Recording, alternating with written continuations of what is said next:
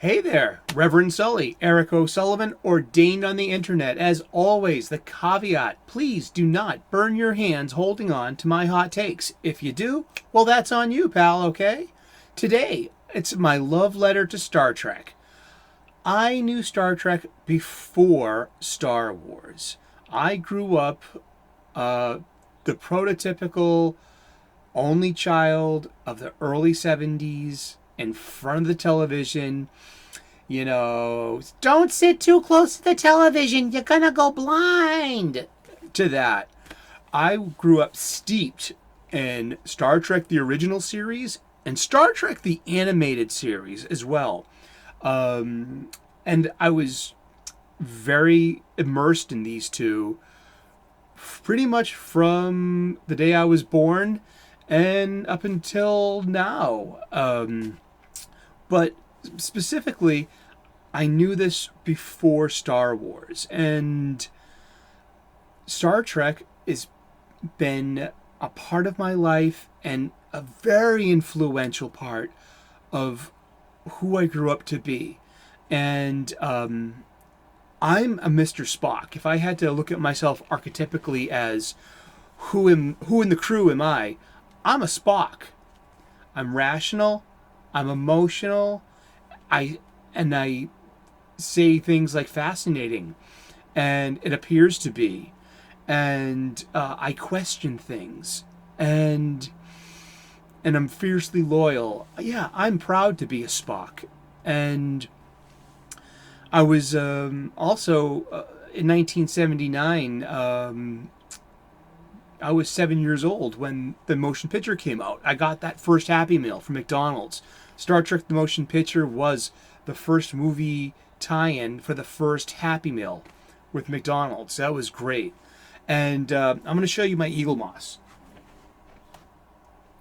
real quick. All right. This is an Eagle Moss. These are quality die-cast replicas.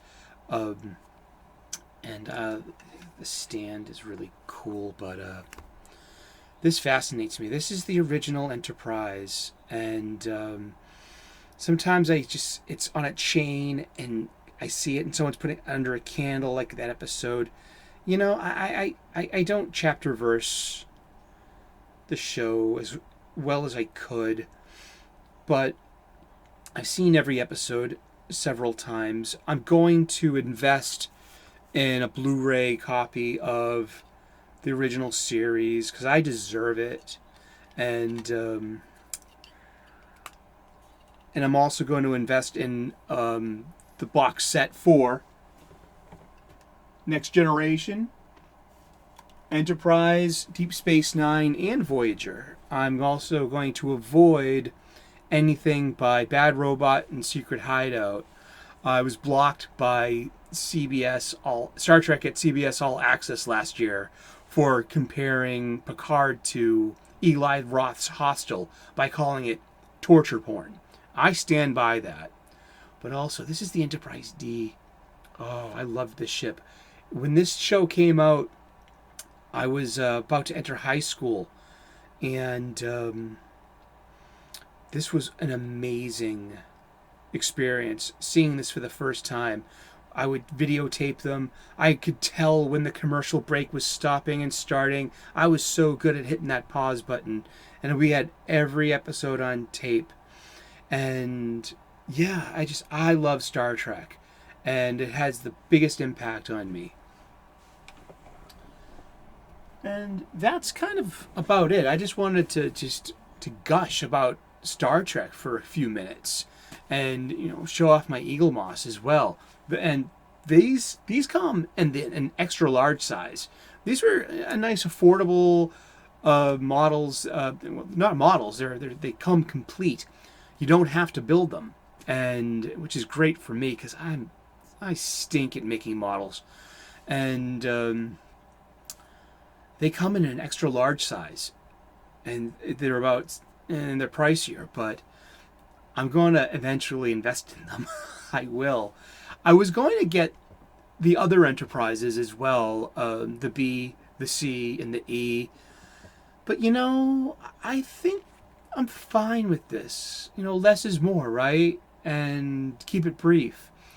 So I'm going to follow my own advice and keep this one brief as well, but live long and prosper. IDIC. In infinite diversity is infinite combination. And remember, Pleb Nista, we the people. This document, the Constitution, applies to all people, not just the yens and the cons. I mean, Star Trek is for everybody. Don't watch the new stuff, or if you watch it, I hope you enjoy it. I mean, it's not made for me. I've been ostracized because I suffer from wrongthink. I don't give a shit. It's imaginary. How's that going to contribute to adding any time onto my life? It's not. What I'm going to do is continue to be the biggest Star Trek fan I can be with what I have. And that includes this wonderful past of mine, from watching the show, to watching the cartoon, to experience those movies for the first time. I remember seeing Star Trek II, The Wrath of Khan. It was raining that day. It was torrential. The sewers were overflowing like a fountain. I remember seeing the commercial for Star Trek III, The Search for Spock, and being appalled at the destruction of the Enterprise. I remember reading the pocket books. Oh, I love those pocket books. The Entropy Effect? That book is amazing still. That was the first book written, and it's a time travel book, and it's really interesting, and it holds to this day. I have to go reread it. Let's see, Yesterday's Sun and Time for Yesterday. It's a continuation of when Spock ended up back in time, and he met Zarabeth, and the one he almost didn't let go. And yeah, I love Spock, and I love McCoy, and I love Kirk, and I love Scotty, I love Uhura, I love Majel Barrett, I love her, Nurse Chapel, and the voice of the computer, and Luoxana Troy.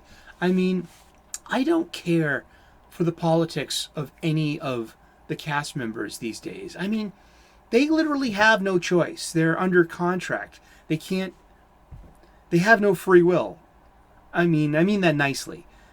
Seriously, they have to represent the product well, and they're getting paid.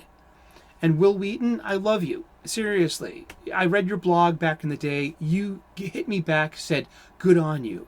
I shared my blog with you because your story of your anxiety and seeking help.